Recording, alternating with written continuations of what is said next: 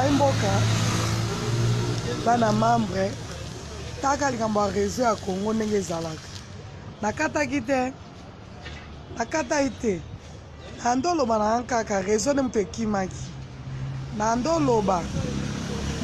parce que au moins ba courage, ba bengalo benga parlement eza ba beki ya FCC. Tango benga eza ba beki ya FCC, eza pas maté bana membre. Eza parce que yango ne pesi bango lelo bokonzi. Ya jeni mabunda loba keno atike pe lobi boye keno ba ki ba destituer président. Eza inadmissible. Eza loko oh nana ngo kandima. Ndeka ba mbaza wana keno FCC, ndeka mabunda za wana na parlement na e wana bate moto fandi lelo session tozo destituer président de la République. Wala ça ba intimidation hein? Parce que le président Osenga Mingité, alobi pété que nous avons posé à dissoudre le Parlement. Alobi juste ce blocage ezali pour la bonne fonctionnement à servir le peuple. Et yo bimi que non, ati que pe lobi boye parce que tu as dissoudre. Hey! Ba meka. Ko dissoudre Fati. Mais mukolo Fati ako bakadiso de parlement de bakomona ah peuple bando linganga te peuple azo souffrir tam so bango bazo sala bokanza keno bazo sala ngo keno bato bakoina Fati tout le monde sait donc la maya otile lo tam so bato banjo fana bato FCC wana et ça parce que Fati alo baiki ba partenaire soki bato penza bandimaki kofanda na FCC. Et parce que ceux qui diaspora lelo sont ningsa Fati et ça juste parce que andimi ko fana na bino ya lokwa lelo wakala mona na yo akeba la libala yo pekisa ki ya kangami ndezo salema FCC ba keno beki na bango eza Fati na parlement wana. Est-ce que réellement bazo banga kasini pas dessous de parlement. Si pas dessous de parlement, bino bola bato voter qui ne fait pas ngibino. Pe mondo bosu bo bloquer Fati, ba ko voter bino mo sa majorité. Hein, boko za couper propre. Hein? Boko kanga toute une vision en otage, tout un peuple en otage et simbate. Hein? Bokangi ta couper colonial ngo za ki boete. Na mondialisation yo. Moto so la posa ça na ndako na ke no ba fouter salaire décent, a fouter mo abonnement na e, ali malamu, asa na vie malamu. Albino ba ko bloquer biso le balite belé batu baleli batu babungisi batu musu balimo mibimba. A force combine ba basuna ba malukso yapi. Comité international de bien. To ka kana ma télévision. Hein? Bon pe sanzambe merci. Fati albina ko fouiner. Waika oyo na ebite soko za la mboka nini eh na mela masanga te mona lokona omela na mela fontan na mela masanga te banda na botami otu na meli nini bino te bomela ba komba ntaba eh bino te bomela ba masanga kuna bozo ba tele ko bosa te ngana na kati ya mabele na face nanga awa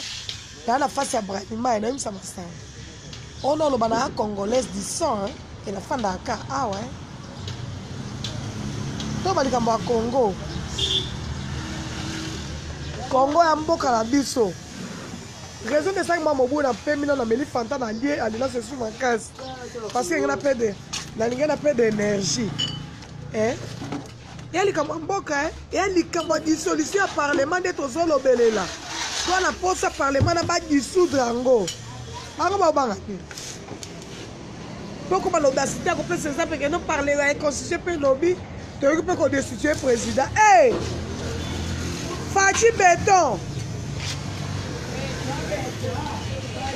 Nous sonne, singabino, on a sa gif. Abi, non, on a président modèle oté, non. Jeune garçon, la zone, babi, bino peuple. Ne beaucoup qui sunga keno, ba dissous de parlement parce que y a un de ça qu'on bloqué. Même le salaire, il faut que na parlement modèle wana ya ko bimisala lumbongo bazo boya et peuple congolais. Donc pousser Fati à dessous de parlement. Hein? S'il te plaît. Hein? S'il te plaît vraiment, toi tu as bateau tonté.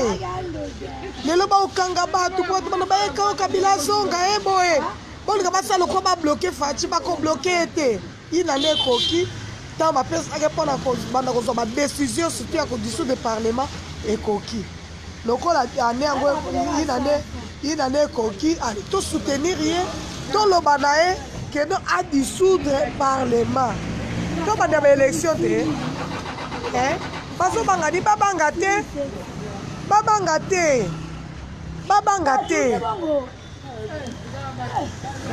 babangate dès le quoi motu yango wana pepe la vidéo ça juste continuité à vidéo on a ça qui liboso et ça juste continuité pour la koloba que non na suka ki wana te faille quand même toi ba na kolakana te ba na koloba parce que mboke za biso to soutenir président aïe ko dissoudre parlement pour azwa majorité à sika. Dans la majorité à sika conserver ce peuple bien parce que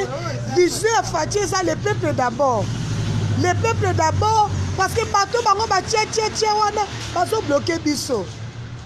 Toi la procès de dissolution il y a parlement ba dissoudre le parlement. Donc il y a une élection anticipée président soit majorité à sika. Dès loko nazai koloba banda tongo alternance eza dédié à benyo surtout bakufa pona mboka alternance eza dédié à benyo surtout bakenda pona mboka na dédié alternance pona yo combattant ya ba valeur na dédié alternance pona au peuple congolais to dédié alternance pona ba onyo surtout bakenda pona Russie mukendi bisika azali to dédié alternance oyo pour la Thérèse Kapanga la bisika azali na ba mingi na yeba comme papa tiswaka baze belé bo ba kufi bo ba kombo la bango et komami journée le sa journée réflexion makila na bino be bokufa pour l'alternance oyo et la mukasikoyo et senga vengeance pour la benyo surtout ba saki ke bino ba bokufa bazala éliminer ba longwa la scène politique batika scène politique eza propice et botambuma sika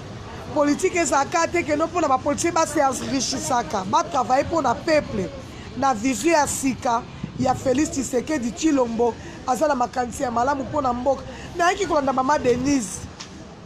ah mama Denise félicitations mama abana na lundi mama Denise alobi ah pona nga olina ke de kopesaka batu ba cadeau ya mike pour ça nga zake na soutenir président apesa ba population ba salaire décent oyo bakoyeba kosubvenir na babesoin bandaku na bango olio opesi mwa mutu kado ekomi médiatise oyo apesaka bakiboye oyo asalaki boye alobi nga nazaka mutu ya bavaleur ah mwana poto félicitation maa Denise salaire peuple congolais azala valoriser quelle intelligence na partage kango na page na nga j'ai aimé ça hein tolembi ke no mutu ase no babongisa eza banzela babongisa salaire mutu oso na pouvoir d'achat nde loko Fati eza kobuda mama Denise ase kote nde yango aza kotika ye tokomona kasi président keboye mama Denise mpe aza kokende félicitations à toi la première dame de la RDC la nouvelle génération la politique ya sika il y a le peuple d'abord merci beaucoup que Dieu vous bénisse partout où vous êtes que Dieu bénisse le Congo que Dieu garde le président de la République Fati Nzambe abatela yo au-dessous du parlement wana Nzambe akoto molimo santu au-dessous du parlement ça la dissous ba dissoudre yango oza la majorité ya sika pour servir peuple toboyi ba accord wana parce que tango bato wana bakozonga biso nde toaka na kati ya pasi bokokabola ba eloko nini ba entreprise publique bokokabola ba province bango partout bango tolembi tala lelo amnistie pesi rapport une année yayo Fati mwana B52 lelo pesi rapport que non makambo ya mabe eza mingi or oza innocent oza mutu ya bavaleur wana te mpo nini osangana bamalala akopola kabona na bamalala akopola dissous de parlement tobanda na génération ya sika po soko dissous de parlement tokota so batata na kala bakoza isusu badepute na basénateur makambo ya sika esalema Fachi Beto dissous de parlement dissous de parlement dissous de parlement Fachi dissous de parlement Zambia akotela makila beko esopana aterna soto bande ko lu catholique banda lelo ti na deuxième année to vivre pema lit fui ya lit po ça kwa mtu akati bilanga aye ko buka lepe ma fui ya bilanga na bi oui na pema na so matamo elamba singana la pepe congolais azongi koleka ndinga zaka vile zongi sale koleka pona nini vile ya Kinshasa o azala kati ya mtu FCC ministre azoboya na mbongo passe koti na mboka mais Fachi solution pose majorité na parlement dissous de parlement wana to banda na nini ya sika donc mon c'est juste continuité à vidéo non tu kosa banda tongo na pesi bino mbote bisika bozali Nzambe apambola bino na ba page na bino di solution kaka ko dissoudre kaka bisika bozali kolobelaka eloko moko ko conscientiser batu parce que ceux qui tozo changement ça tenait la économie mutu mboka ngo ya bandani tosaki élection tolo baye nanga aya ebisa biso na tinda ki anome mutu c'est que faut tosambisa bango nyoso non élection lekaki Fachi balobi mutu azwi ponga na votaki carte de l'électeur nanga na sera bena gagner na voter bato surtout ba nanga na sima ba votaki pour venir que même ata mama kolo place na fandia mukolo Félix azwi na butu wana azobenga na téléphone ya bafana katina bu munga za na barumbu mama bibi félicitations bazo féliciter ngai élection ezalaki vraiment merci beaucoup élection ezalaki bel et bien et aloko bona kati ya classe na répéta que loko wana parce que na valaka pilil oya biloba loba ya bato ya konomaka bato to njembo kezaka ya kabila ine mtakokia no même mutu na entreprise na yeke no yondo komi PDG na révoquer oyo non élection salemaki Séné ezalaki nini organe indépendante et programme lobi Fachi azwi nde yango toza kovivre azovivre mandat ne ya 5 ans soki mandat ne esili akozonga lisusu kosenga lisusu mandat mosusu bakoalition na bato ya bayensi wana etombe kadiki mpo eza na tante Vital Kamerhe aza premier ministre nde toyokanaki élection ekende nde toyokanaki te toza 2023 tosala élection oyo tokosala ya malamu ale tokontinue sikoyo na 2028 soki tokozwaka moto ya INC c'est bon mais na tour oyo parce que tour oyo eza tour ya lit papa Fachi na obosana koloba te mpo na moni na moniere na yo papa na ngai lit na yo bunda na bato oyo dissous de parlement baministre oyo baa mitema mabe baolinga basaliri yo na gestion na bango ya kala tolingi toaposa nouvelle génération mopepe ya sika makambo ya sika kobongisa nzela ya sika salaire ya sika badesizio ya sika démocratie état de droit nde yo obundela nde papa na yo abundela tisuka oza défendeur ya bavaleur oza symbole ya bavaleur ya démocratie ozomona bato oyo oke kosangana na bango so de dictateur yo kosimba na yo te dissous de parlement yo somona yo sosala nini koto président de la république ale babengi baona kinga kati bango nyonso wana bakei kuna ça non oui papa na nga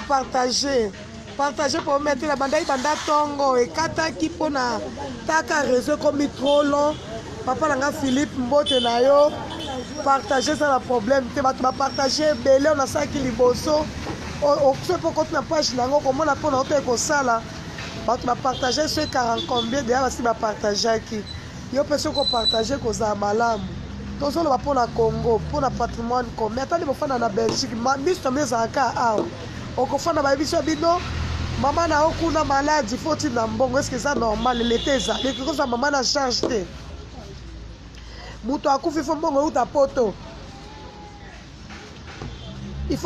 poto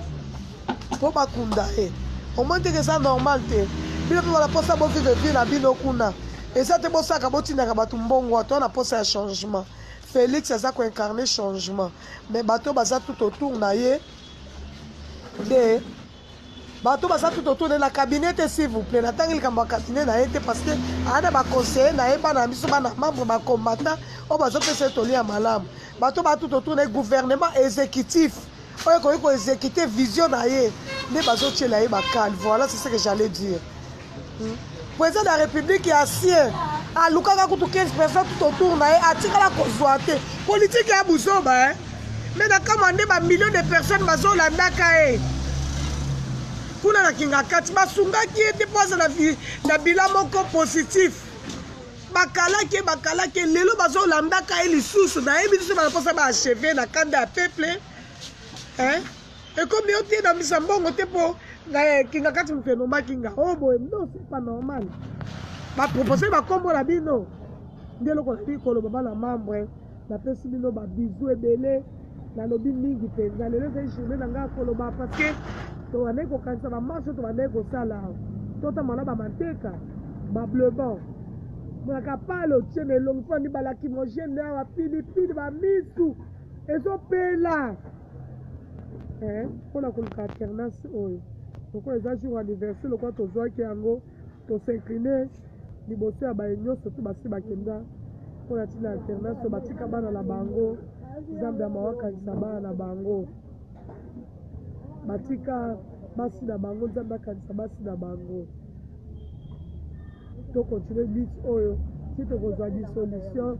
ya nini ya parlement mpo présidence ya majorité ya sika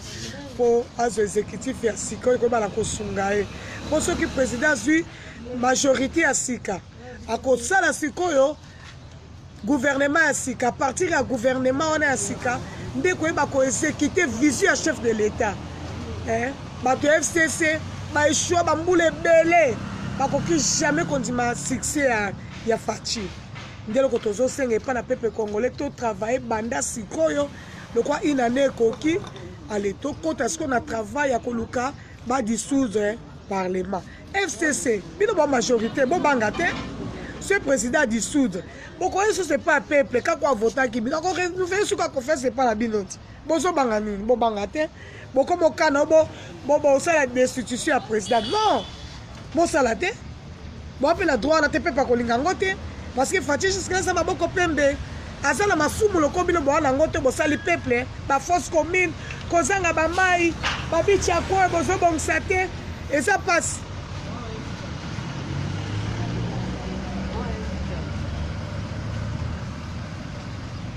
en tout cas na mawa ya kobota ma congolaise ana souci po ba visa pepe sa magate okeluka ta mboka moko kepana na bana po modèle c'est très compliqué comme la mboka modèle oyo na bato bozangi kozanga bolingo modèle oyo bokela mboka mindele ofa comme la mboka mindele so lokelo ndako mondele lokelo salaire osala kate na social zo futa yo mais pour de besoin ko futa baninga na bino ba peuple congolais to bofana na bango bobotama na bango na kati ya mboka omona moninga osouffrance omitokola ba immeuble osala ba bapango soki 50 mais ozotika pe politique yango tokota pe na retraite te non. À suivre, rendez-vous prochainement. Bisous.